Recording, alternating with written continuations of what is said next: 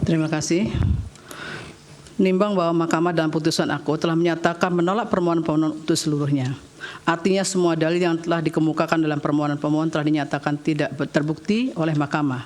Namun demikian, mengenai dalil adanya keterlibatan dan atau mobilisasi pejabat atau aparat negara termasuk adanya politisasi bansos dalam proses pemilihan presiden dan wakil presiden tahun 2024, saya memiliki pendapat berbeda dengan mayoritas hakim. Sebelum menyampaikan pendapat berbeda tersebut, terlebih dahulu saya akan menjelaskan hal-hal sebagai berikut yang sebagian nanti akan saya anggap dibacakan. Bahwa para pengubah Undang-Undang 1945 pada saat melakukan perubahan telah bersepakat bulat memasukkan prinsip atau azas pemilu yang dilaksanakan secara langsung, umum, bebas, rahasia, jujur, dan adil dan dilaksanakan secara berkala sebagai bagian yang esensial untuk mewujudkan kedaulatan rakyat. Hal ini sejalan dengan semangat bangsa yang dituangkan dalam pokok-pokok reformasi pembangunan dalam rangka penyelamatan dan normalisasi kehidupan nasional sebagai haluan negara yang merupakan pernyataan kehendak rakyat untuk mewujudkan pembaruan di segala bidang pembangunan nasional termasuk bidang politik. Semangat tersebut dimaksudkan agar pelaksanaan pemilu tidak mengulang lagi kondisi yang pernah berlangsung selama masa pemerintahan sebelum reformasi. Oleh karena itu dikehendaki pemilu harus berlandaskan pada prinsip-prinsip tersebut di atas dengan menegaskan bahwa penyelenggara pemilihan harus terjamin kemandiriannya, termasuk lembaga pengawas pemilu. Video ketetapan MPR nomor 10/1998.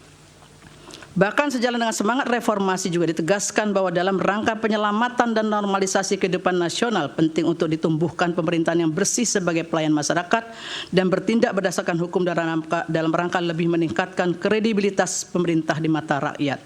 Artinya reformasi telah meletakkan tonggak sejarah bangsa untuk bangkit dengan kesadaran baru bangsa Indonesia guna menggapai tujuan bernegara secara beradab dengan dilandasi nilai-nilai fundamental kebangsaan berdasarkan Pancasila. Untuk tujuan tersebut, demokrasi yang harus diperjuangkan adalah demokrasi konstitusional, yaitu demokrasi secara ideologis dan teologisnya bermaksud untuk memenuhi dan menjalankan kehendak konstitusi. Terlebih lagi, Konstitusi Indonesia telah memberikan jaminan perlindungan terhadap hak sipil dan politik yang di dalamnya mencakup hak pilih dalam pemilu. Bahwa sejalan dengan semangat penyelamatan kehidupan nasional yang dikehendaki bersama di era reformasi tersebut, maka untuk melaksanakan pemilu harus ditentukan standar dan persyaratan yang jelas. Dalam penyelenggaraan pemilu 2024, persyaratan tersebut diatur dalam Undang-Undang Pemilu, yaitu Undang-Undang 7 2017 sebagai aturan hukum atau aturan main atau rule of the game dalam konstitusi secara demokratis, yang pada prinsipnya menjalankan lebih lanjut kehendak UUD 1945 termasuk semangat penyelamatan dan normalisasi kehidupan nasional yang menjadi haluan negara dalam mewujudkan reformasi. Dalam konteks ini berlaku aksioma bahwa dalam sistem politik yang demokratis, demokrasi tidak mungkin diwujudkan tanpa adanya rule of law. Namun rule of law juga harus dilandasi oleh rule of ethics. Oleh karena itu, aturan main yang telah ditentukan dalam Undang-Undang Pemilu tidak boleh bias terhadap individu maupun kelompok tertentu. Tujuannya agar dalam berkontestasi dapat dicapai kondisi kesetaraan, yaitu kesetaraan dalam kontestasi pemilu sehingga masing-masing pihak dapat berpartisipasi secara penuh, terbuka, dan adil. Oleh karenanya dalam penyelenggaraan pemilu, penyelenggara pemilu, Inkasu, KPU, dan Bawaslu beserta jajarannya, aparat pemerintah serta semua pihak yang terkait harus benar-benar bersikap dan bertindak jujur. Dengan demikian setiap pemilih dalam peserta pemilu mendapatkan jaminan perlakuan yang sama serta bebas dari kecurangan pihak manapun dan dalam bentuk apapun sesuai dengan maksud pasal 22E ayat 1 UUD 1945. Tegasnya Undang-Undang Pemilu menjabarkan pasal 22E ayat 1 UUD 1945 telah mengamanatkan agar pemilu diselenggarakan berlandaskan prinsip langsung, umum, bebas, rahasia, jujur, dan adil berkala setiap 5 tahun dan seterusnya dianggap dibacakan. Konsep pemilihan jujur dan adil yang dikehendaki oleh UUD 1945 mencakup pemilu yang jujur dan adil secara prosedural dan substansial. Dengan demikian, dalam penyelenggaraan pemilu, penyelenggara pemilu Inkasu, KPU, dan Bawaslu beserta jajarannya, aparat pemerintah, peserta serta semua pihak yang terkait harus bersikap dan bertindak jujur agar kontestasi pemilu benar-benar memberikan ruang jaminan berdasarkan konstitusi sehingga rakyat atau pemilu secara bebas dapat menentukan wakil-wakilnya tanpa dipengaruhi oleh kondisi apapun dan oleh siapapun. Bahwa untuk menjamin pemilu yang jujur dan adil telah ditentukan aturan main dalam Undang-Undang Pemilu beserta aturan pelaksananya yang tidak sekedar untuk memenuhi prosedur kontestasi semata, namun juga harus mampu menjamin terwujudnya demokrasi substansial yang dicirikan dengan keteraturan, yakni keteraturan hukum dan etika sehingga terdapat keseimbangan rule of law dan rule of ethics yang akan menghasilkan kesejahteraan kolektif sebagai bangsa. Dengan demikian kemanfaatan dan demokrasi bisa dinikmati bersama melalui kebebasan, keadilan, kesejahteraan, dan kerukunan. Terkait dengan persoalan etika tersebut, pada era reformasi justru telah menjadi perhatian yang sangat serius yang ditandai dengan ditetapkannya ketetapan MPR nomor 6 2021 tentang etika kehidupan berbangsa. Ketetapan ini dilandasi oleh pertimbangan karena terjadinya degradasi etika kehidupan berbangsa yang pada intinya akhirnya menyebabkan terjadinya krisis multidimensi. Video konsideran menimbang huruf C dan huruf D ketetapan MPR 6 2001. Untuk menyelamatkan dan meningkatkan mutu kehidupan bangsa Indonesia, maka dirumuskanlah pokok-pokok etika kehidupan berbangsa untuk dapat menjadi acuan, pedoman, dan panduan. Pentingnya dirumuskan etika kehidupan berbangsa tersebut bertolak dari berbagai kondisi masa lalu dan masa kini serta tantangan masa depan sehingga perlu ada acuan antara lain pada cita-cita persatuan dan kesatuan, ketahanan kemandirian yang dijiwai oleh nilai-nilai agama serta nilai-nilai luhur budaya bangsa.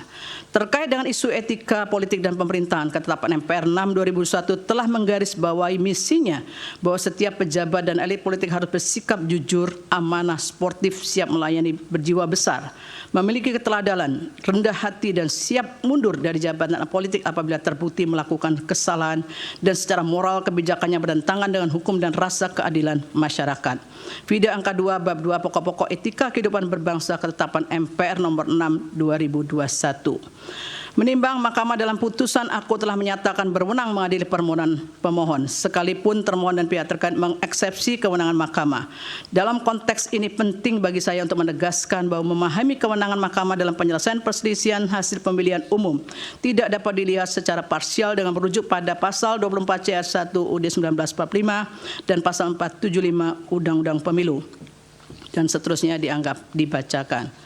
Dalam kaitan ini penting kiranya ditegaskan bahwa kewenangan Mahkamah dalam menangani PHPU Presiden dan Wakil Presiden sekalipun disebutkan dalam Konstitusi dan Undang-Undang Pemilu adalah menyelesaikan perselisihan hasil, namun bukan berarti hanya terbatas pada angka-angka statistik semata.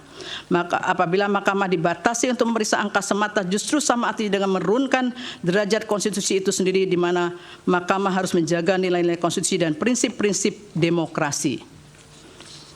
Terlebih lagi sejak penanganan PHPU Presiden dan Wakil Presiden 2024, Mahkamah tidak pernah membatasi diri untuk memeriksa dugaan kesalahan penghitungan suara semata. Oleh karenanya perdebatan apakah Mahkamah hanya berwenang untuk memeriksa perselisihan angka saja seharusnya dapat diakhiri, sehingga Mahkamah ke depan dapat berfokus pada memeriksa berbagai persoalan yang dapat mengaruhi hasil pemilu apabila penyelenggara pemilu, khususnya KPU dan Bawaslu, tidak menjalankan tugas dan fungsinya secara optimal, profesional, dan independen dalam mencegah dan meminimalkan terjadinya berbagai kesalahan ataupun pelanggaran di seluruh tahapan pemilu sehingga pemilu yang jujur dan adil tidak berlangsung. Dalam permohonan aku persoalannya adalah apakah penyelenggara pemilu inkasu, KPU dan Bawaslu telah melaksanakan kewenangannya sesuai dengan prinsip yang dijamin dalam konstitusi dan ketentuan peraturan perundang-undangan dalam pemilu presiden dan wakil presiden 2024 sehingga terjamin pemilu yang jujur dan adil. Jika hal tersebut tidak dilakukan, maka lembaga yang dapat menegakkan terlanggarnya pemilu yang jujur dan adil sebagaimana dijamin oleh konstitusi adalah Mahkamah Konstitusi sebagai peradilan konstitusi. Menimbang bahwa berkenaan dengan pendapat berbeda aku, pemohon dalam permohonannya mendalilkan tidak dilaksanakannya kewenangan penyelenggara pemilu inkasu KPU Bawaslu dan adanya keterlibatan atau mobilisasi pejabat atau aparat negara serta politisasi bansos.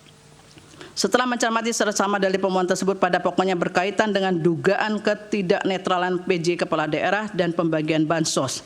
Terhadap dalil pemohon aku, saya memberikan pendapat berbeda sebagai berikut. Pertama, berkaitan dengan persoalan ketidaknetralan PJ Kepala Daerah, perlu kiranya dipertimbangkan hal-hal sebagai berikut yang dianggap dibacakan.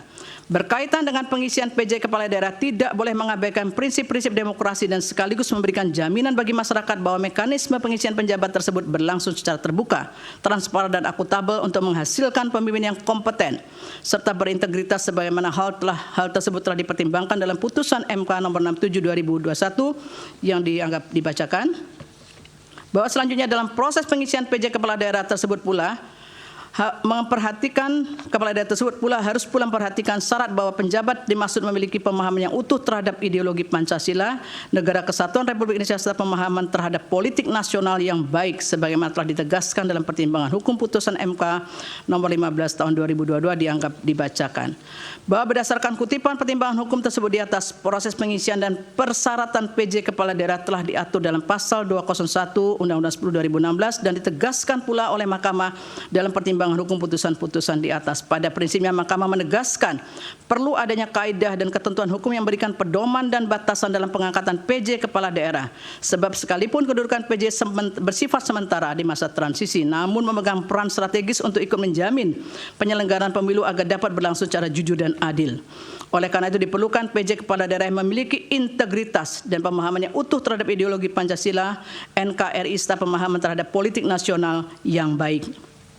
Bahwa dikarenakan sebagian besar PJ kepala daerah adalah ASN, maka harus tunduk pada Undang-Undang ASN. Dan seterusnya dibacakan. Di mana ASN harus bersikap netral dalam melaksanakan kebijakan menyelenggarakan pemerintahan di daerahnya masing-masing sebagaimana diatur dalam ketentuan pasal 9 Undang-Undang 5 2014 dibacakan. Dengan demikian dalam konteks jabatan PJ kepala daerah sebagai ASN, hal yang perlu digarisbawahi adalah pentingnya sikap netral yang harus dimiliki dan dijalankan oleh PJ kepala daerah dalam menjalankan kewenangannya, terlebih lagi pada masa kampanye pemilu. Ketentuan hukum terkait dengan pengangkatan, syarat serta tugas, wewenang dan kewajiban yang melekat pada PJ kepala daerah sudah seharusnya dipatuhi dan dijalankan. Jika kemudian terdapat adanya dugaan PJ kepala daerah yang menunjukkan keberpihakan kepada pasangan calon tertentu, maka PJ kepala daerah tersebut telah melanggar hukum dan konstitusi dalam mewujudkan pemilu yang jujur, adil dan berintegritas. Bahwa terkait dengan netralitas ASN adalah benar, Bawaslu secara formal telah melakukan tindakan pencegahan dengan surat Ketua Bawaslu nomor 779 dan seterusnya 2023 dan surat Ketua Bawaslu nomor 810 dan seterusnya 2023 bertanggal 12 November 2023. Surat tersebut pada pokoknya berisi imbauan netralitas pegawai ASN, kampanye oleh pejabat dan seterusnya. Persoalannya adalah bagaimana jika surat Bawaslu tersebut diabaikan dalam penyelenggaraan pemilu presiden dan wakil presiden 2024 sebagaimana yang terjadi di beberapa daerah. Bahwa sebelum menjelaskan persoalan yang terjadi di beberapa daerah tersebut, penting bagi saya menegaskan terlebih dahulu bahwa dikarenakan permohonan perkara nomor 1 2024 dan perkara nomor 2 2024 pada pokoknya mendalilkan hal yang sama dan terhadap objek permohonan yang sama, yakni berkaitan dengan keputusan KPU 360 2024 dan seterusnya, maka dalam menguraikan persoalan yang terdapat di beberapa daerah tersebut diintegrasikan antara perkara nomor 1 2024 dan perkara nomor 2 2024 dengan menunjukkan pada buktinya masing-masing, di mana dalam penjelasannya dapat saling melengkapi. Selanjutnya, beberapa daerah yang didalilkan adanya ketidaknetralan PJ kepala daerah tersebut termasuk di dalamnya terkait dengan ketidaknetralan pejabat dan aparat negara adalah sebagai berikut, yaitu 1 di Kalimantan Barat, bahwa dalam permohonannya pemohon mendalilkan mengenai ketidaknetralan PJ kepala daerah pejabat negara aparatur negara di Provinsi Kalimantan Barat pada masa pemilu 2004 sebagai berikut, huruf A, B, dan seterusnya dibacakan. Terhadap dalil pemohon di atas, Mahkamah seharusnya juga mempertimbangkan berbagai laporan temuan Bawaslu berkenaan dengan permasalahan netralitas pejabat sebagaimana didalilkan oleh pemohon berkenaan dengan PJ Gubernur Kalimantan Barat yang dianggap tidak netral dalam masa kampanye 2024. Bawaslu dalam keterangannya memberikan penjelasan sebagai berikut, huruf A, B, dan seterusnya dibacakan. Bahwa berdasarkan hasil temuan Bawaslu di atas telah terbukti PJ Gubernur melakukan pelanggaran terhadap netralitas dalam masa pemilu 2024. Oleh karena itu Bawaslu meneruskan kasus tersebut kepada KASN untuk menindaklanjuti sesuai dengan peraturan perundang-undangan yang berlaku. Adanya indikasi kuat pelanggaran yang telah dilakukan PJ Gubernur Kalimantan Barat, namun tidak terdapat kejelasan proses penegakan hukum atas pelanggaran tersebut menyebabkan pemilu yang jujur dan adil berintegritas telah tercederai karena adanya keberpihakan kepada salah satu pasangan calon presiden pada pemilu 2024. Kemudian yang kedua adalah Jawa Tengah. Bahwa dalam permohonannya pemohon juga mendalilkan mengenai ketidaknetralan pejabat negara PJ kepala daerah dan aparatur negara di Provinsi Jawa Tengah dalam masa pemilu 2024 dengan dalil-dalil sebagai berikut, huruf A, B, dan seterusnya sampai G dibacakan. Bahwa terhadap dalil pemohon di atas hanya beberapa laporan atau temuan yang ditindaklanjuti oleh Bawaslu, yaitu huruf A, B dibacakan. Bahwa berdasarkan hasil pemeriksaan Bawaslu di atas terhadap laporan terkait dengan adanya penyambutan oleh PJ Gubernur Jawa Tengah kepada salah satu pasangan calon dan penggunaan warna baju biru yang mirip dengan tim kampanye nasional Prabowo Gibran, Bawaslu menyimpulkan bahwa laporan tersebut memenuhi syarat formil namun tidak memenuhi syarat material dan tidak diregistrasi. Dalam konteks ini, oleh karena Bawaslu menyatakan laporan tidak memenuhi syarat material untuk diperiksa lebih lanjut, maka masih terdapat permasalahan berkenaan dengan netralitas PJ Gubernur Jawa Tengah. Selanjutnya, terlepas dari Bawaslu telah melaksanakan melaksanakan tugas pengawasan melalui penelusuran dan hasilnya dinyatakan tidak terbukti terdapat pelanggaran, namun hasil penelusuran tersebut tidak cukup meyakinkan bahwa PJ Gubernur telah bersikap netral, apalagi Bawaslu tidak bersungguh-sungguh untuk menindaklanjuti laporan tersebut. Selain itu, dapat banyak bukti awal yang memberikan petunjuk adanya ketidaknetralan pejabat negara, aparat negara, dan aparatur sipil negara, serta pengerahan perangkat desa seperti adanya konsolidasi ratusan kepala desa di Kabupaten Temanggung untuk mendukung pasangan calon nomor urut 2. Kemudian terdapat kasus kekerasan politik seperti penganiayaan terhadap salah satu relawan pendukung pasangan calon. Selain itu, sejumlah acara dukungan dari pejabat pemerintahan juga dilakukan terhadap salah satu pasangan calon, termasuk juga dilakukan oleh Menteri Perdagangan dan Menteri Pertanian. Seluruh kejadian ini menjadi perhatian publik yang sangat luas dalam penyelenggaraan Pemilu 2024 yang seharusnya ditindaklanjuti oleh Bawaslu sesuai dengan tugas dan wewenangnya. Namun tidak terdapat bukti yang kuat bahwa Bawaslu telah melaksanakan tugas dan wewenang secara optimal untuk menjamin terselenggaranya pemilu yang jujur dan adil. Kemudian di Sulawesi Selatan, bahwa pemohon juga mendalilkan mengenai ketidaknetralan pejabat negara dan aparatur negara di Provinsi Sulawesi Selatan dalam masa pemilu 2024 sebagai berikut, dengan dalil A, B dianggap dibacakan. Terkait dengan dalil pemohon tersebut, Bawaslu tidak memberikan keterangan yang secara utuh mengenai persoalan yang didalilkan pemohon di atas, sehingga seolah-olah tidak terdapat persoalan mengenai ketidaknetralan pejabat tersebut. Sementara Bawaslu dalam keterangannya menyampaikan hasil pemeriksaan terhadap beberapa laporan atau temuan terkait dengan netralitas pejabat di Sulawesi Selatan di masa pemilu 2024 sebagai berikut dianggap dibacakan. Bahwa berdasarkan hasil pemeriksaan Bawaslu di atas terdapat persoalan terkait pelanggaran netralitas aparat negara dalam pemilu di Sulawesi Selatan.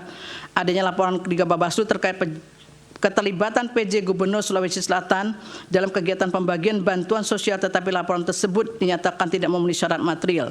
Selain itu, Sekda Kabupaten Takalar Muhammad Hasbi diduga mengampanyekan pasangan calon nomor urut 2 di media sosial sehingga Bawaslu Kabupaten Takalar menerbitkan surat rekomendasi untuk ditindaklanjuti oleh KASN.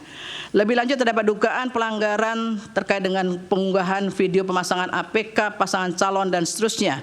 Berdasarkan hasil pemeriksaan terhadap laporan atau temuan Bawaslu tersebut, terdapat keyakinan yang kuat untuk menyatakan adanya persoalan terkait dengan ketidaknetralan aparatur negara dan masa pemilu di Sulawesi Selatan. Sebaliknya, tidak ada bukti yang meyakinkan bahwa Bawaslu telah menindaklanjuti laporan dan temuan yang terbukti menunjukkan adanya pelanggaran pemilu secara sungguh-sungguh sehingga menyebabkan tidak terjaminnya pemilu yang jujur dan adil. Di Sumatera Utara, bahwa dalam permohonannya pemohon mendalilkan mengenai ketidaknetralan pejabat negara, kepala daerah dan aparatur negara dengan dalil sebagai berikut, huruf A, B, C dan seterusnya dianggap dibacakan. Bahwa terhadap dalil pemohon di atas ternyata hanya beberapa laporan dan temuan yang ditindaklanjuti oleh Bawaslu. Laporan dan tindak lanjut tersebut dianggap dibacakan. Bahwa terkait dengan hasil pemeriksaan Bawaslu di atas dalam kasus ketidaknetralan aparat pemerintahan di Medan yang mengajak ASN memilih pasangan calon nomor urut 2 direkomendasikan untuk ditindaklanjuti oleh lembaga yang berwenang. Namun dalam kasus yang lain yang mengarahkan untuk mendukung pasangan calon nomor urut 2 serta keterlibatan Menteri BUMN dalam kampanye di Deli Serdang, Bawaslu tidak meregistrasi laporan-laporan tersebut karena menurut Bawaslu tidak memenuhi syarat material tanpa ada kejelasan. Berdasarkan hasil pemeriksaan terhadap laporan dan temuan Bawaslu tersebut, terdapat persoalan terkait dengan ketidaknetralan aparatur negara dalam masa pemilu di Sumatera Utara. Selain itu, dapat pula laporan atau temuan yang tidak diregistrasi karena tidak memenuhi syarat material. Padahal beberapa kejadian tersebut menjadi perhatian publik yang sangat luas di masa pemilu Presiden dan Wakil Presiden 2024 yang seharusnya ditindaklanjuti oleh Bawaslu agar dapat menjamin pemilu berlangsung secara jujur dan adil, juga pemilu yang berintegritas. Bahwa selanjutnya pemohon mendalilkan telah terjadi politisasi pemberian bansos selama pemilu Presiden dan Wakil Presiden 2024 yang menurut pemohon bertujuan untuk memenangkan pasangan calon nomor urut 2. Berkenaan dengan dalil pemohon AKO, ketentuan pasal 34 Undang-Undang Dasar 1945 pada pokoknya telah mengatur mengenai jaminan bagi negara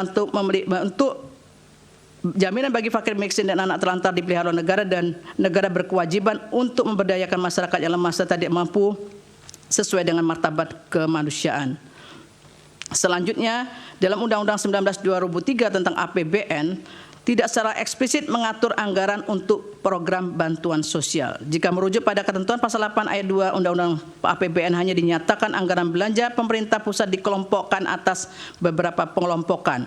Berdasarkan penjelasan pasal 8 ayat 2 huruf A angka 11 Undang-Undang 19/2003 tentang APBN tersebut disebutkan bahwa fungsi perlindungan sosial merupakan belanja pemerintah pusat yang berdaya guna dalam memberikan pelayanan sosial, jaminan sosial, pemberdayaan sosial, dan seterusnya dari kemungkinan terjadinya risiko sosial. Bahwa berkenaan dengan APBN 2024 dengan total belanja mencapai 3.000 triliun lebih, di dalamnya terdapat belanja untuk perlindungan sosial sebesar 496,8 triliun yang berfungsi untuk stabilisasi dan mendukung penghapusan kemiskinan. Dalam kaitan ini, oleh karena pengelolaan APBN yang bersifat dinamis tersebut dilakukan melalui penyesuaian, salah satunya adalah melalui proses automatic adjustment. Dalam kaitan ini juga ditanyakan kepada Menteri Keuangan di dalam persidangan bahwa berkaitan dengan automatic adjustment sudah dilakukan sejak APBN 2022 dan selalu dilakukan pada awal tahun. Namun pertanyaannya, apakah automatic adjustment tersebut dipakai untuk membiayai bansos? Dan Menteri Keuangan menyatakan bahwa automatic adjustment tidak dipakai untuk membiayai bansos. Timbullah persoalan yang dipersoalkan pemohon, yaitu alokasi dana kunjungan presiden dan bansos yang dilakukan tersebut berasal dari dana yang mana. Dalam kaitan inilah kemudian Menteri Keuangan dalam persidangan menyatakan bahwa bantuan kemasyarakatan tersebut bukan merupakan bagian dari perlinsos yang digunakan oleh presiden terkait dengan bansos tersebut. Namun anggaran untuk kunjungan presiden, anggaran untuk bantuan ke masyarakat tersebut berasal dari dana operasional presiden atau DOP yang berasal dari APBN. DOP tersebut diatur oleh PMK 48/2008 yang sebagaimana telah diubah oleh PMK 106/2008. Sementara itu dana ke masyarakat presiden diatur dalam Peraturan Menteri Sekretaris Negara Nomor 2 Tahun 2020. Adapun kegiatan yang bisa dicakup dalam dana kemasyarakatan presiden dan wakil presiden dalam hal ini adalah kegiatan keagamaan, pendidikan, sosial, ekonomi, dan seterusnya. Bantuan tersebut bisa diberikan dalam bentuk barang maupun uang. Berdasarkan fakta yang terungkap dalam persidangan, terlihat bahwa realisasi anggaran DOP tidak pernah mencapai 100% dari jumlah yang dialokasikan pada setiap tahunnya. Meskipun demikian, anggaran untuk DOP terus meningkat dari tahun ke tahun. Hal ini yang kemudian memunculkan persepsi yang mengarah pada penggunaan DOP untuk bantuan kemasyarakatan dengan tujuan politik menjelang pemilu presiden dan wakil presiden 2024. Terlebih lagi sebagaimana fakta hukum di persidangan bahwa menjelang pemilu pola kunjungan presiden ke beberapa daerah semakin meningkat sehingga memunculkan pertanyaan pemohon mengenai maksud kunjungan tersebut menjelang pemilu 2024. Dalam kaitan ini secara normatif, Undang-Undang Pemilu memang memberikan hak kepada Presiden, Wakil Presiden, dan Menteri untuk terlibat dalam kampanye sebagaimana ketentuan pasal 281 ayat 1 Undang-Undang Pemilu yang menyatakan kampanye pemilu yang mengikutsertakan Presiden, Wakil Presiden, Menteri, Gubernur, Wakil Gubernur, Bupati, dan seterusnya harus memenuhi ketentuan, yaitu 1. Tidak menggunakan fasilitas dalam jabatannya kecuali ada fasilitas pengamanan bagi pejabat negara sebagaimana diatur dalam ketentuan peraturan perundangan, dan B. menjalani cuti di luar tanggungan negara. Syarat tersebut pada prinsip bersifat kumulatif. Selain itu terdapat pula beberapa ketentuan lain dalam Undang-Undang Pemilu yang juga mengatur kampanye bagi presiden, yaitu pasal 305 dan seterusnya dianggap dibacakan. Terdapat pula ketentuan dalam pasal 304 yang juga mengatur tentang pelaksanaan kampanye mengenai larangan dalam pelaksanaan kampanye yang dianggap dibacakan. Bahwa berdasarkan ketentuan-ketentuan di atas, meskipun secara normatif Presiden dan Wakil Presiden memiliki hak untuk terlibat dalam kampanye dan tidak ada ketentuan larangan bagi Presiden memberikan bansos, namun dengan adanya pemberian bansos menjelang pemilu dan di masa kampanye, maka dalam batas penalaran yang wajar, hal tersebut tentu berdampak pada para peserta pemilihan karena adanya ketidaksetaraan. Di antara faktor yang mendukung keadaan ini adalah adanya celah hukum yang ada pada aturan pemilu yang tidak jelas yang kemudian dimanfaatkan. Pada titik inilah etika memainkan peran penting agar tidak memanfaatkan celah kekosongan aturan hukum, sebab dampak dukungan yang ditampilkan oleh pemberi bansos yang berkaitan erat dengan salah satu peserta pemilihan akan menyebabkan ketidaksetaraan peserta dalam kontestasi perebutan suara rakyat. Padahal salah satu bentuk perwujudan prinsip adil dalam pemilu adalah adanya upaya agar para peserta pemilu berada pada posisi yang setara. Terlebih terdapat indikasi dukungan yang jelas terhadap salah satu pasangan calon, maka hal demikian dapat dianggap sebagai tindakan yang tidak netral dan memberikan keuntungan signifikan bagi pasangan tersebut. Hal ini menjadi semakin rumit mengingat sulitnya memisahkan antara fasilitas negara dan kepentingan politik personal. Dalam konteks inilah penting kembali diingat maksud ditetapkannya ketetapan MPR nomor 6 2001 tentang etika kehidupan berbangsa di era awal reformasi sebagaimana telah diuraikan di atas, yang harus menjadi arahan, pedoman, panduan mewujudkan nilai-nilai luhur budaya bangsa. Oleh karena itu, sekalipun tidak ada larangan pemberian bansos dengan menggunakan DOP, namun sejalan dengan makna etika kehidupan berbangsa, penting untuk dilaksanakan secara bijaksana demi menjamin pemilu yang jujur dan adil sebagaimana dijamin oleh Undang-Undang Dasar 1945. Dengan mengutip pandangan Andre Strack sebagaimana dianggap dibacakan, oleh karena itu, seorang pemimpin diwajibkan memahami dan menerapkan pentingnya integritas dan tanggung jawab dalam memegang kekuasaan publik, serta perlunya menjaga pemisahan yang jelas antara kepentingan pribadi dan kepentingan publik demi menjaga persatuan dan kesatuan bangsa. Terlebih dalam konteks penggunaan DOP yang berasal dari APBN untuk bantuan kemasyarakatan menjelang pemilu 2024, tidak dapat dihindari adanya tujuan politik yang memiliki pengaruh sangat kuat sehingga prinsip pemilu yang dijamin oleh konstitusi menjadi tidak sepenuhnya dapat diwujudkan. Menimbang bahwa berdasarkan seluruh uraian pertimbangan hukum di atas, dalil pemohon beralasan menurut hukum untuk sebagian tidak sebagaimana yang dimohonkan pemohon dalam petitumnya.